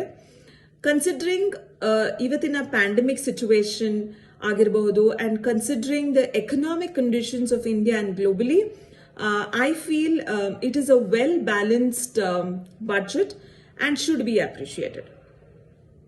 ಕೆಲವೊಂದು takeaways are the things it did catch my attention is scrapping the income tax for senior citizens, ಎರಡನೇದು removing the double taxation for NRIs, ಮೂರನೇದು extension of tax holiday for startups, ನಾಲ್ಕನೇದು it was that she announced a huge allocation, which is about 2 lakh crore for healthcare. This will definitely boost the Indian economy, jobs, very importantly, the welfare of women. Overall, I feel or I think the 2021 and 22 budget was a very well balanced budget. Yes, ಇದು ಸೌಮ್ಯ ರಾಮಕುಮಾರ್ ಮತ್ತು ಜಯಲಕ್ಷ್ಮಿ ಬಾಯಿ ಅವರ ಅಭಿಪ್ರಾಯ. ಇಬ್ಬರು ಕೂಡ ಒಳ್ಳೆಯ budget ಅನ್ನುವ ರೀತಿಯಲ್ಲಿ ಇದನ್ನು ಸ್ವಾಗತ ಮಾಡಿದ್ದಾರೆ. ಎಸ್, ನಾನು ಎಂ ಜಿ ಹೆಗ್ಡೆ ಅವರೇ, ಈಗ ನಿಮ್ಮ ಕಡೆಗೆ ಬರೋ ಸಂದರ್ಭದಲ್ಲಿ ಬಹುಮುಖ್ಯವಾಗಿ ಒಂದೆರಡು ಮೂರು ವಿಚಾರಗಳನ್ನು ನಾವು ಮಾತಾಡುವಂಥದ್ದು. ಒಂದು, ಅದು ಕೂಡ ಇವತ್ತೆಲ್ಲ ಮಾಧ್ಯಮಗಳಲ್ಲಿ ಉಲ್ಲೇಖ ಆಗಿರುವಂಥದ್ದೇ, ಚುನಾವಣೆಯ ಒಂದು ದೃಷ್ಟಿಕೋನದಲ್ಲಿ ವೆಸ್ಟ್ ಬೆಂಗಾಲಿಗೆ, ಕೇರಳಕ್ಕೆ, ತಮಿಳುನಾಡು, ಅಸ್ಸಾಂ, ಇಷ್ಟು ರಾಜ್ಯಗಳಿಗೆ ದೊಡ್ಡ ಮೊತ್ತದ ಏನು ಮೂಲಸೌಕರ್ಯ ಅಭಿವೃದ್ಧಿಗಾಗಿ ಅಂದ್ರೆ ಬಜೆಟ್ ಅಲ್ಲಿಯೂ ಕೂಡ ಒಂದು ಬಹಿರಂಗವಾಗಿ ಓಪನ್ ಆಗಿ ಒಂದು ರಾಜಕೀಯದ ದಾಳ ಉರುಳಿಸಿದ್ದುಂಟಲ್ಲ. ಕೇರಳಕ್ಕಾಗಿ 65,000 ಕೋಟಿ ರಸ್ತೆ ನ್ಯಾಷನಲ್ ಹೈವೇ ಅಭಿವೃದ್ಧಿ ಪಡಿಸುವ ಸಲುವಾಗಿ, ತಮಿಳುನಾಡಿಗೆ ಅದಕ್ಕಿಂತ ಡಬಲ್ 1.3 ಲಕ್ಷ ಕೋಟಿ. ಆಮೇಲೆ ಪಶ್ಚಿಮ ಬಂಗಾಳಕ್ಕೆ 25,000 ಕೋಟಿ. ಆಮೇಲೆ ಅಸ್ಸಾಂನಲ್ಲಿ ಚಹಾ ಕಾರ್ಮಿಕರ ಇದಕ್ಕಾಗಿ ಅಂತ 1,000 ಕೋಟಿ. ಸೊ ನಾವಿಲ್ಲಿ ಕೇರಳ ಮತ್ತು ತಮಿಳುನಾಡುಗೆ ಕೊಟ್ಟಿರುವಂತಹ ದೊಡ್ಡ ಗಾತ್ರದ ಇದನ್ನು, ಅಥವಾ ವೆಸ್ಟ್ ಬೆಂಗಾಲ್ಗೆ ಕೂಡ 25,000 ಕೋಟಿಯ ಈಗ ಈಗ ಅಲ್ಲಿ ಸದ್ಯಕ್ಕೆ ಅಲ್ಲಿ ಚುನಾವಣೆ ಬರ್ಲಿಕ್ಕೆ ಉಂಟು. ಆದ್ರೆ ಒಂದು ಬಜೆಟ್ ಮಾಡುವಾಗ ದೇಶದ್ದು ಅಥವಾ ರಾಜ್ಯದ್ದು ಯಾವುದೇ ಪಕ್ಷ ಆಗಲಿ ರಾಜಕೀಯ ಹಿತಾಸಕ್ತಿಯನ್ನೆಲ್ಲ ಕೌಂಟ್ ಮಾಡಿಕೊಂಡು ಬಜೆಟ್ ಮಾಡ್ತಾ ಹೋದ್ರೆ ಅದು ಆ ವರ್ಷದ ಆರ್ಥಿಕ ವ್ಯವಸ್ಥೆಯನ್ನು ಅಲ್ಲೋಲ ಕಲ್ಲೋಲಗೊಳಿಸ್ತದೆ. ಈಗ ಅದನ್ನು ದೂರ ಇಡಬೇಕು. ಇಲ್ಲಿ ನನಗೆ ಫ್ಯಾಕ್ಟ್, ಈಗ ನಾವು ಕೇರಳದ ಪಕ್ಕದಲ್ಲಿದ್ದೇವೆ ಕರ್ನಾಟಕ, ನಮ್ಗೆ ಏನಿಲ್ಲ. ತಮಿಳುನಾಡಿನ ಪಕ್ಕದಲ್ಲಿದೆ ಕರ್ನಾಟಕ, ನಮ್ದು GST ದುಡ್ಡೇ ಇಲ್ಲ. ಹೌದು, ಒಂದು ಕಡೆ GST ದುಡ್ಡು ನಷ್ಟ. ಸೊ ಇನ್ನೊಂದು ಕಡೆ ನಮ್ಮಲ್ಲಿ ರಸ್ತೆ ಅಭಿವೃದ್ಧಿಗೆ ನಮ್ಮ ರಾಜ್ಯದ್ದು 28 MP ಅವರೇ 27 ಅಲ್ವಾ? ಹೌದು ಹೌದು. ಹಾಗೆ ಅದ್ರ ಜೊತೆಗೆ ಇನ್ನೊಂದು LIC. ಈಗ ಖಾಸಗೀಕರಣದ ವಿಚಾರ ಕೂಡ ಒಟ್ಟು ಇಡೀ ಬಜೆಟ್ ಖಾಸಗೀಕರಣದ ಸುತ್ತವೇ ತಿರುಗಾಡ್ತಾ ಉಂಟು. 2 ಬ್ಯಾಂಕ್ ಮತ್ತು LIC. ಹೌದು ಹೌದು. ಇಲ್ಲಿ ನನಗೆ ಭಯ ಇರುವುದೇನಂದ್ರೆ, ಈಗ ಖಾಸಗಿ ಕಂಪನಿಗಳು ಇಲ್ಲದೆ ಜಗತ್ತು ನಡೆಯುವುದಿಲ್ಲ. ಹೌದು, ಖಾಸಗಿ ಒಂದು ಸೈಡ್ ಅಲ್ಲಿ ಇದ್ದೇ ಇರ್ತದೆ, ಎಲ್ಲ ರಂಗದಲ್ಲೂ ಇರ್ತದೆ. ಆದರೆ LIC ಆದರೆ ಈ ದೇಶದ ಜೀವನಾಡಿ ಅಲ್ಲ, ಎಲ್ಲವನ್ನೂ ಖಾಸಗೀಕರಣ, ಈ ದೇಶವನ್ನೇ ಖಾಸಗೀಕರಣ ಮಾಡ್ತೇನೆ ಹೇಳುದು ಮುಂದಿನ ದಿನಗಳಲ್ಲಿ ದೊಡ್ಡ ಅಪಾಯ. ಈಗ LIC ಅಂತ ಕ್ಷೇತ್ರವನ್ನು ಖಾಸಗೀಕರಣ ಬೇಕಾದಷ್ಟು ಫಂಡ್ ಉಂಟು, ದುಡ್ಡು ಉಂಟು, ಲಾಭ ಉಂಟು. ಲಾಭದಲ್ಲಿರುವಂತ ಒಂದು ಅದನ್ನು ಖಾಸಗಿಯವರಿಗೆ ಕೊಡ್ತಾರೆ ಅಂದ್ರೆ ದೊಡ್ಡ ಹುನ್ನಾರ ಉಂಟು. ಮತ್ತೆ ನನಗೆ ಭಯ, ಖಾಸಗಿ ಆದ್ಮೇಲೆ ನಮ್ಮ ಗ್ರಾಹಕರ ಕಥೆ ಏನು? ಅಲ್ಲಿ ಸರ್ಕಾರದ ಅಧೀನಕ್ಕೊಳಗಪಟ್ಟಂತ ಯಾವುದೇ ಒಂದು ಇದಿರುವುದಿಲ್ಲ. ಅವರ ಬೋರ್ಡ್ ಆಫ್ ಡೈರೆಕ್ಟರ್ಸ್ ಬಾಯಿ ಬಂದಾಗೆ ಮಾಡಿದ್ರೆ, ಎಲ್ಲಿಯಾದ್ರೂ ಮುಳುಗಿದ್ರೆ ಕೋಟಿ ಜನರ ದುಡ್ಡು ಉಂಟಲ್ಲ ಮಾರ, ಅದನ್ನ ಯಾಕೆ ಮುಟ್ಲಿಕ್ಕೆ ಹೋದ್ರು ನಂಗೆ ಅರ್ಥ ಆಗುದಿಲ್ಲ. ಇದೊಂದು ಬಾರಿ ಜಿಜ್ಞಾಸೆಗೆ ಒಳಗಾಗುವಂತ ವಿಚಾರ. ಈಗ ಇನ್ನೊಂದು ನಾವೀಗ ಸಂವಾದವನ್ನು ಮುಗಿಸುವ ಸಂದರ್ಭದಲ್ಲಿ ಜನರಲಾಗಿ ಎಲ್ಲರಿಗೊಂದು ಅಪೀಲ್ ಆಗುವಂತ ವಿಷಯ ಇವತ್ತಿನ ಇದರಲ್ಲಿ ಕಾಣ್ತದೆ. 15 ವರ್ಷಗಳಷ್ಟು ಹಳೆಯ ವಾಹನಗಳು ಗುಜರಿಗೆ ಹಾಕುವಂತದ್ದು, ಅದು ಏನು ಪಬ್ಲಿಕ್ ಪರ್ಪಸ್ಗೆ ಯೂಸ್ ಆಗ್ತಾ ಇದೆ. ಮತ್ತೆ ಖಾಸಗಿ ವೆಹಿಕಲ್ ಆಗಿದ್ರೆ 20 ವರ್ಷದ್ದು. ವಾಯು ಮಾಲಿನ್ಯದ ಹಿನ್ನೆಲೆಯಲ್ಲಿ ಸುಪ್ರೀಂ ಕೋರ್ಟ್ನವರು ಕೆಲವು ಕ್ರಮ ತಗೊಳ್ಳಿಕ್ಕೆ ಹೇಳಿದ್ದಾರೆ. ಅದು ಕೆಲವು ಈ ಮಹಾನಗರಗಳಲ್ಲಿ ಸಮಸ್ಯೆ ಹೌದು, ಈ ಹೊಗೆ ಉಗುಳುವ ವಾಹನಗಳು ವಿಪರೀತ. ಆದರೆ ಇಲ್ಲಿ ನೀವು ಇದ್ರ ಜನಸಾಮಾನ್ಯರಿಗೆ ಯಾವ ರೀತಿ ಹೊಡೆತ ಬೀಳುತ್ತೆ ಅಲ್ಲ. ಈಗ ಸಮಸ್ಯೆ ಏನಾಗ್ತದೆ ಅಂದ್ರೆ, ಟ್ಯಾಕ್ಸಿ ವಾಣಿಜ್ಯ ಇಲ್ಲ ಇದಕ್ಕೆ ಬಂತು, ಅವನು ಅದನ್ನ 15 ವರ್ಷದಲ್ಲಿ ಮಾರಿದ್ರೆ ಅವನಿಗೆ ಪೂರೈಸ್ತದ? ಲಾರಿ. ಯಾಕಂದ್ರೆ ನನಗೆ ಗೊತ್ತಿದ್ದಾಗೆ 7 ರಿಂದ 8 ವರ್ಷ ಲೋನ್ ಕಟ್ಲಿಕ್ಕೆ ಮಿನಿಮಮ್ ಬೇಕು. ಮಿನಿಮಮ್ ಒಂದು 7 ರಿಂದ 8 ವರ್ಷ ಬೇಕು. ಕಮರ್ಷಿಯಲ್ ಅಲ್ಲಿ ಲಾರಿಗಳಲ್ಲಿ ನಂಗೆ ಗೊತ್ತಿಲ್ಲ, 10 ವರ್ಷ ಬೇಕಾಗ್ಬೋದೇನ ಸರಿಯಾಗಿ ಬಿಸಿನೆಸ್ ಇಲ್ಲದಿದ್ರೆ. ಅವನಿಗೆ ಮತ್ತೆ ಅದ್ರದ್ದು ಗುಜರಿ ಆದ್ರೆ ಅವ ಎಂತ ಮಾಡುದು? ಮತ್ತೆ ಕೆಲವರು ಮನೆಗಳಲ್ಲಿ ಪಕ್ಕ ಮೇಂಟೈನ್ ಮಾಡ್ತಾರೆ, ಒಂದು ಗಾಡಿ ಇಟ್ಕೊಂಡಿರ್ತಾರೆ. ಈ ವಿಶೇಷವಾಗಿ ಹಿರಿಯ ನಾಗರಿಕರು, ಅವರು ಅದನ್ನ ಎಲ್ಲಿ ಬೇಕೋ ಅಲ್ಲಿ ಹೋಗ್ತಾರೆ ಬರ್ತಾರೆ ಅಷ್ಟೇ. ಅದು ಮೇಂಟೈನ್ ಮಾಡಿಕೊಂಡು ನೀಟಾಗಿರ್ತದೆ ಅದೆಲ್ಲ. ಮತ್ತೆ ಅದನ್ನ ಸರ್ಕಾರ ದುಡ್ಡು ಕೊಟ್ಟು ಅದನ್ನ ಯಾವ ಮಾನದಂಡ, ಯಾರು ಖರೀದಿ ಮಾಡೋದು, ಗುಜರಿಗೆ ಅಲ್ಲಿ ಎಷ್ಟು ದೊಡ್ಡ ಭ್ರಷ್ಟಾಚಾರ ಆಗಬಹುದು. ಗುಜರಿ ಡಿಸೈಡ್ ಮಾಡುವಾಗ. ಹ್ಮ್ ಹ್ಮ್ ಹ್ಮ್ ಇದೆಲ್ಲ ಎಕ್ಸಿಕ್ಯೂಷನ್ ಆಫ್ ಸಚ್ ಥಿಂಗ್ಸ್ ಹ್ಮ್ ಇಂಡಿಯಾದಂಥ ಬೃಹತ್ ರಾಷ್ಟ್ರದಲ್ಲಿ ತುಂಬಾ ಕಾಂಪ್ಲಿಕೇಟೆಡ್, ಹ್ಮ್ ಅಷ್ಟು ಸುಲಭವಾಗಿ ಮಾಡ್ಲಿಕ್ಕೆ ಆಗುದಿಲ್ಲ. ಹ್ಮ್ ಹ್ಮ್ ಹಾಗಾಗಿ ಅದನ್ನು ಮಾಡುವ ಮೊದಲು ಇನ್ನೊಂದು GST. ಅದರಲ್ಲಿ ಇನ್ನೊಂದು ಪ್ರಶ್ನೆ ಬರ್ಬೋದೇನು, ಈಗ ಅಷ್ಟು ನೀವು ಗುಜರಿಗೆ ಹಾಕ್ಲಿಕ್ಕೆ ಹೋಗುವಂಥದ್ದು ಒಂದು ಒಂದು ಒಂದು ವಿಚಾರ, ಒಂದು ಒಂದು ಏನು ನೀವು ಹೇಳಿದಾಗೆ ಅದು ಭಾರಿ ದೊಡ್ಡ ಒಂದು ಸಮಸ್ಯೆ ಇದೆಲ್ಲ ಆಗುವ ನಡುವೆ ಕೂಡ ಬಹುಶಃ ಒಂದು ವೇಳೆ ಅದು ಆಟೋಮೊಬೈಲ್ ಇಂಡಸ್ಟ್ರಿಗೆ ಸ್ವಲ್ಪ ಪೂರಕವಾಗಿ ಆಟೋಮೊಬೈಲ್ ಅವ್ರಿಗೆ ಸಪೋರ್ಟ್ ಆಗ್ತದೆ. ನನಗೆ ಅನ್ನಿಸುದು ಆಟೋಮೊಬೈಲ್ನವ್ರು ಈಗಾಗಲೇ ಸರ್ಕಾರಕ್ಕೆ ಅಗ್ರಿಮೆಂಟ್ ಮಾಡಿರ್ಬೋದು, ನೀವು ಆ ಕಾನೂನು ತನ್ನಿ, ನಾವು ನಿಮಗೆ ಇಲೆಕ್ಷನ್ಗೆ ಇಷ್ಟು ಕೊಡ್ತೇವೆ ಅಂತ. ಅರ್ಥ ಆಯ್ತಾ? ಅದೇ ಭ್ರಷ್ಟಾಚಾರಕ್ಕೆ ಇದು ನಾಂದಿ ಆಗ್ತದೆ. ಹಾಗಂತೇಳಿ ವಾಯು ಮಾಲಿನ್ಯದ ಹಿನ್ನೆಲೆಯಲ್ಲಿ ಅದನ್ನು ತಡೆಯುವುದು ಹೇಗೆ, ಅದು ಚರ್ಚೆ ಆಗ್ಬೇಕು. ಅದನ್ನ ನಾವು ಟೋಟಲ್ ಇಗ್ನೋರ್ ಮಾಡ್ಲಿಕ್ಕೆ ಆಗುದಿಲ್ಲ. ಇದು ಮಹಾನಗರ ಅದು ಭಾರಿ ಇಂಪಾರ್ಟೆಂಟ್. ಇವತ್ತು ಗ್ಲೋಬಲ್ ವಾರ್ಮಿಂಗ್ ಅಂತ ನಾವು ಒಂದು ಕಡೆ ತಿಂಗಳಿಗೆ ಇದು ವರ್ಷಕ್ಕೊಮ್ಮೆ ಎಮಿನೇಷನ್ ಎಂತ ಟೆಸ್ಟ್, ಅದು ಎಮಿಷನ್ ಟೆಸ್ಟ್ ಮಾಡ್ತಾ ಮಾಡ್ತಾ ಅದಕ್ಕೆ ಸರ್ಟಿಫಿಕೇಟ್ ಕೊಡ್ತಾ ಇಲ್ಲ ಅದು 15 ವರ್ಷ ಕಾದುಕೊಳ್ಳೆ ಒಳಗೆ ಹೋಗ್ಬೇಕು ಅಂದ್ರೆ ಆ ಟೆಸ್ಟಿನ ಪ್ರಯೋಜನ ಎಂತದ್ದು? ಹಾಗಿದ್ರೆ ಆ ಟೆಸ್ಟಿಗೆ ವ್ಯಾಲ್ಯೂ ಇಲ್ವಾ? ಈಗ 15 ವರ್ಷ ಅಥವಾ 20 ವರ್ಷದಲ್ಲಿ ಅದು ಏನು ಗುಜರಿಗೆ ಆಗ್ತೀರಂತ ಆದ್ರೆ ಆಮೇಲೆ ನಿಮ್ಮ ಇರುವಂತ ಗಾಡಿಗೆ ಏನು ರೀಸೇಲ್ ವ್ಯಾಲ್ಯೂ ಕೂಡ ಕಡಿಮೆ ಆಗುತ್ತೆ ಅಲ್ವಾ? ಆ ರೀಸೇಲ್ ವ್ಯಾಲ್ಯೂ ಕಮ್ಮಿ ಆಗ್ತದೆ. ಮತ್ತೆ ಬಿಸಿನೆಸ್ಗೆ ಕಮರ್ಷಿಯಲ್ ಬಳಸಿಕೊಂಡವ್ರು ಉಂಟಲ್ಲ, ಅವರು ಅಲ್ಲೋಲ ಕಲ್ಲೋಲ ಆಗ್ತಾರೆ ಪಕ್ಕ. ಯಾಕೆಂದ್ರೆ ಈಗಲೇ ಗೊತ್ತಾಗ್ತದಲ್ಲ, ಅವನಿಗೆ ಅದೊಂದು ದುಡಿಯೋ ತಾಕತ್ತು ಬೇಕಲ್ಲ. ಮತ್ತೆ ಹಾಕಿದ ದುಡ್ಡು ಯಾವುದೇ ಬಿಸಿನೆಸ್ ನಲ್ಲಿ ಆದ್ರೂ ನಿಮಗೆ ಬ್ಯಾಂಕಲ್ಲಿ ಇಟ್ರು 8 ರಿಂದ 9 ವರ್ಷ ಬೇಕು ಡಬಲ್ ಆಗ್ಲಿಕ್ಕೆ. ಹೌದಾ? ಬ್ಯಾಂಕಲ್ಲಿ ಬಡ್ಡಿ ಇಟ್ರು ಆಗಿರುವಾಗ ಯಾವುದೇ ಬಿಸಿನೆಸ್ ಹಾಕಿದ್ರು ಕೆಲವೊಮ್ಮೆ ಇಂಥ ಸಮಸ್ಯೆಗಳೆಲ್ಲ ಬಂದಾಗ ಅವ ಅದ್ರದ್ದು ಲೋನು ಬಾಕಿ, ಗಾಡಿ ಗುಜರಿ. ಓಕೆ MJ ಅವರೇ, ನಾವು ಈ ಒಂದು ಸಂವಾದವನ್ನು ಸಮಾಪನ ಮಾಡಬೇಕಾಗಿದೆ. ನಾವು ಬಜೆಟ್ ಬಗ್ಗೆ ಇದು 2ನೇ ಸುತ್ತಿನ ಅಥವಾ 2ನೇ ಸರಣಿಯ ಮಾತುಕತೆ. ಬಜೆಟ್ ಬಗ್ಗೆ ಅನೇಕ ವಿಚಾರಗಳು ಇನ್ನಷ್ಟು ಮಾತನಾಡಬೇಕಾಗಿದೆ, ಅದು ಮುಂದಿನ ದಿನಗಳಲ್ಲಿ ನಾವು ಮಾತಾಡಲಿಕ್ಕೆ ಇದ್ದಾವೆ. ಸೊ ಇವತ್ತು ಈ ಒಂದು ಸಂವಾದದಲ್ಲಿ ಭಾಗಿಯಾದಂಥ MJ ಅವರಿಗೆ, ಶೈಕ್ಷಣಿಕ ಕನ್ಸಲ್ಟೆಂಟ್, ನಾನು ಪ್ರೀತಿಯ ಧನ್ಯವಾದವನ್ನು ಸಮರ್ಪಣೆ ಮಾಡ್ತಾ ಇದ್ದೇನೆ MJ ಅವರೇ. ಬಜೆಟ್ ಬಗ್ಗೆ ಮಾತುಕತೆ ಅದು ಮಾತಾಡಿದಷ್ಟು ಮುಗಿದಿಲ್ಲ. ಅದು ಅಗಾಧ ಗಾತ್ರದ್ದು, ಅಗಾಧ ವಿಚಾರಗಳು ಅಥವಾ ಅನೇಕ ವಲಯಗಳು, ಅನೇಕ ವಿಚಾರಗಳು ಒಳಗೊಂಡಂಥ ಒಂದು ಪ್ರಕ್ರಿಯೆ ಎಲ್ಲವನ್ನು ಒಂದಷ್ಟು ಮಾತಾಡಬೇಕಾಗಿದೆ. ಜನರಲ್ಲಿ ಒಂದಷ್ಟು ಅರಿವು ಅಥವಾ ಒಂದಷ್ಟು ಮಾಹಿತಿಗಳನ್ನು ನಾವು ಹಂಚಿಕೊಳ್ಳಲಿಕ್ಕೆ, ವಿನಿಮಯ ಮಾಡಿಕೊಳ್ಳುವ ಸಲುವಾಗಿ. ಮುಂದಿನ ದಿನಗಳಲ್ಲಿ ಕೂಡ ಬಜೆಟ್ ಬಗ್ಗೆ ಒಂದಷ್ಟು ಸರಣಿ ಮಾತುಕತೆಗಳು ನಡೆಯಲಿಕ್ಕೆ ಇದ್ದಾವೆ. ಸೊ ಇವತ್ತಿನ ಈ ಒಂದು ಸಂವಾದವನ್ನು ಇಲ್ಲಿಗೆ ಸಮಾಪನ ಮಾಡ್ತಾ ಇದ್ದೇವೆ. ನಮಸ್ಕಾರ. ಪ್ರಚಲಿತ ಈ ಕಾರ್ಯಕ್ರಮದ ಪ್ರಾಯೋಜಕರು ರೋಹನ್ ಕಾರ್ಪೊರೇಷನ್, ಸಹ ಪ್ರಾಯೋಜಕರು father Muller's charitable trust, SDM college Ujire, VK furniture and electronics.